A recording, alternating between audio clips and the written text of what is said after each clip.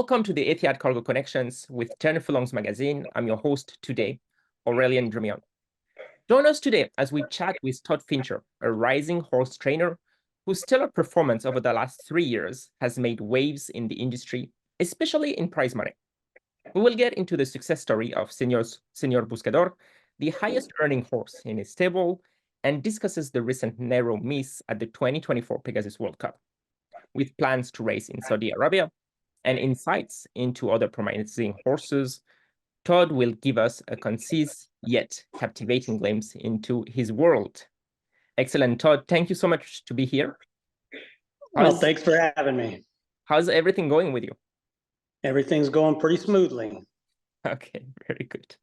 Excellent. So, Todd, if we start looking at your statistics over the last 3 years, you are certainly, a trainer on the up, especially in terms, like I mentioned, in terms of prize money won. What do you put that progression down to? Well, you're absolutely right. It's been a progression. It's something that we've built from the ground up, and fortunately, the last few years we've consistently gotten more quality horses. So that's the key to success: is having great clients, great help, and talented horses. So kind of like a team effort, I guess. Yes, absolutely. Very good. And of course, I mentioned a little bit before about Senor Buscador. We cannot speak to you without talking about him, especially his incredible talent, who has won more prize money than any other horse for you. How is Senor Buscador? How is he doing? He come out of the race, the Pegasus, really well. So we're ready to come right back. Okay, very good.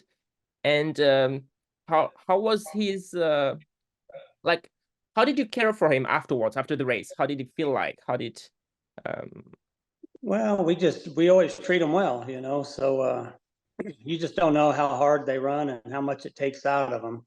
But he came out the next day feeling great energy. The look in his eye was great. And he's just telling us he's ready to go back. Okay, that sounds very good. Can you tell us a bit more how he came to you? Well, the Peacocks brought me a mare named Rose's Desert when she was a year old.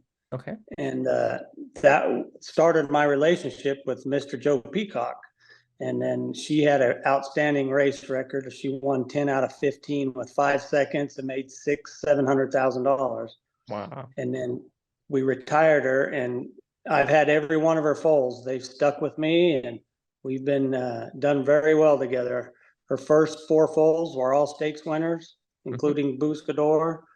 And she has a 5th foal that's only run 1 time, and she won, but she hasn't run in a stakes race yet. So she's been an amazing producing dam. That sounds pretty amazing indeed, yeah. Could you tell us a bit more what's he like to train, How about in the yard? How does it look like?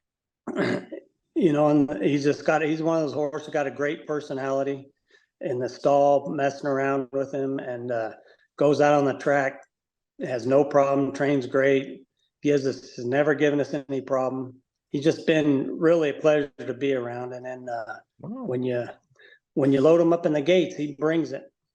Excellent. Any downside? Any specific maybe difficulties on his side? The only problem we had is he had a bunch of minor issues when he was younger. We had to be very patient with him, and it's paid off. Excellent. Very good.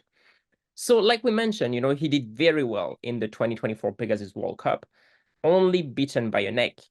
In hindsight, would you have done anything differently? I think everything went as planned.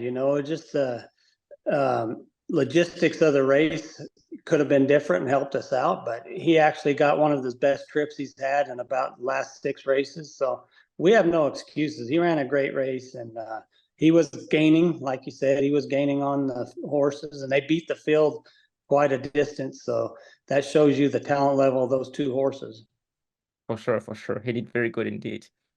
So we understand you have, plans or aspirations to run him over in Saudi. Could you tell us a little bit more about it?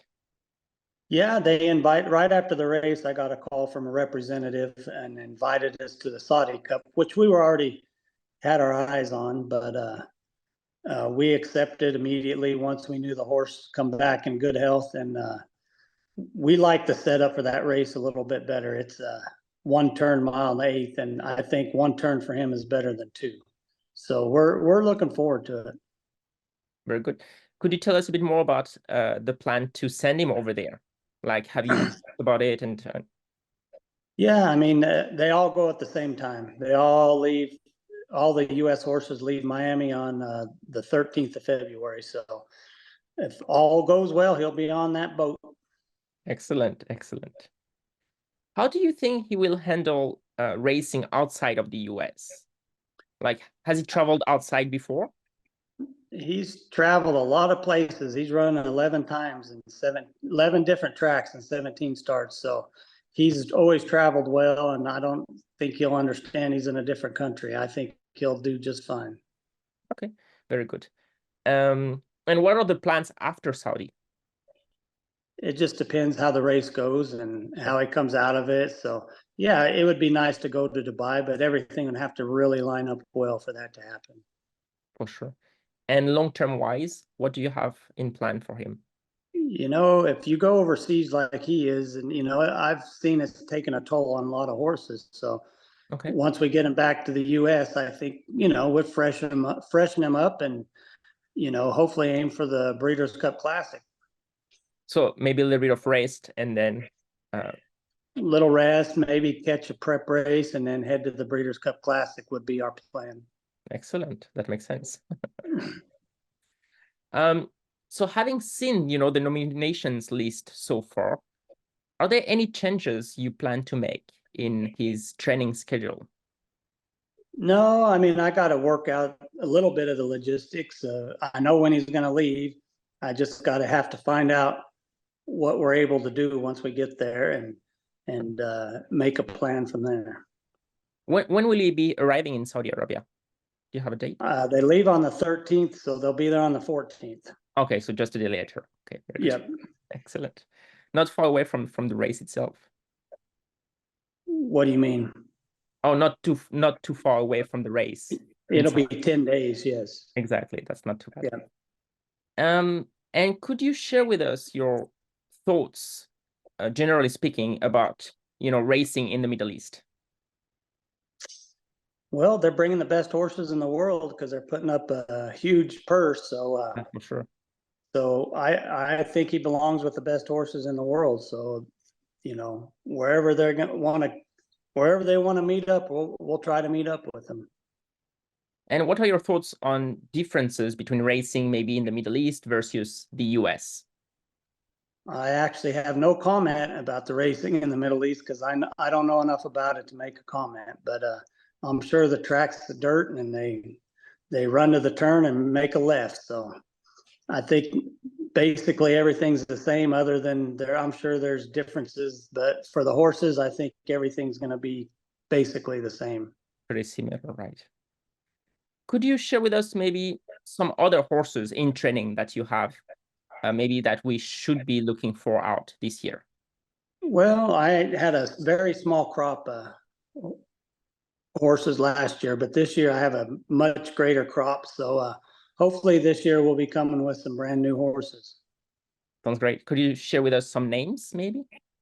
Well, I mean, it's way too early to say. I have around 50 yearling or now 2-year-olds. So it's way too early to make that. Still in the process. Yes.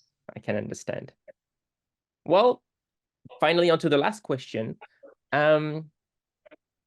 If Senor Buscador was a film actor in terms of personality, who would he be like and why? Well, I think he's one of, I don't know if he mimics any actors, really. I never really thought about that, but he's a character, that's for sure. Excellent. Excellent. Well, thank you so much for being here with us, Todd. I hope you enjoyed the interview. Thank you for having me. Excellent. Thank you so much. Have a good rest of the day. You too. Bye-bye. Bye.